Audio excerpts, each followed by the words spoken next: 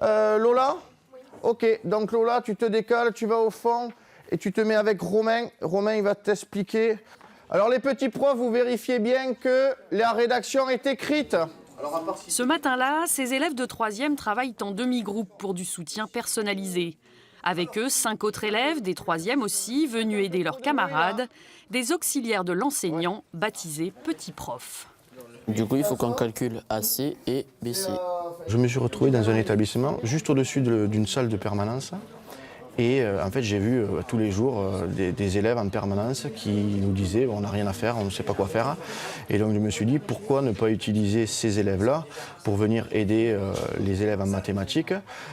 Disons que ça permet de faire une différenciation pédagogique et c'est bénéfique pour le petit prof et bénéfique pour les élèves qui sont en cours de maths parce que je ne serai pas tout seul à pouvoir les aider. Et c'est, je pense, le plus important. Monsieur, j'ai remarqué que lorsque je passe dans les rangs, il y a beaucoup de monde qui se trompe sur les valeurs. Oui, pensez à faire des figures à main levée sur chacune des questions 1, 2 et 3. Je trouve ce concept vraiment bien afin de pouvoir aider mes camarades et pour l'ambiance de classe, réviser ses cours en même temps que les autres et ça nous aide aussi à apprendre ou revoir des notions qu'on n'avait peut-être pas comprises.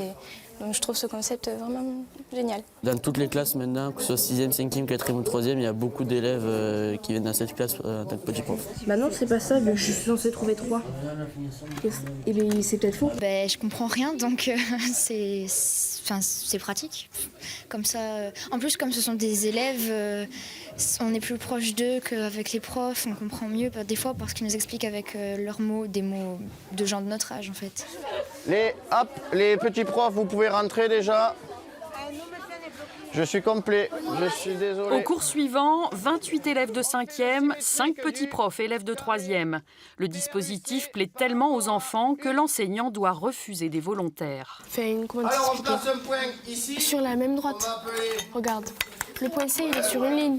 Ouais, ça permet de nous réviser pour le brevet qui est à la fin de l'année. Il y a toujours des petits trucs qu'on a fait en 5e, 4e. Donc c'est sûr que c'est bénéfique pour nous et ça nous aide toujours un peu.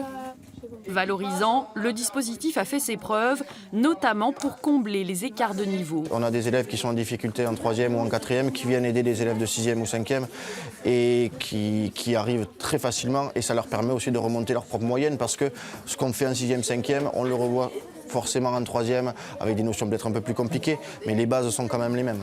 Et donc on se revoit demain ou après-demain, j'en sais rien.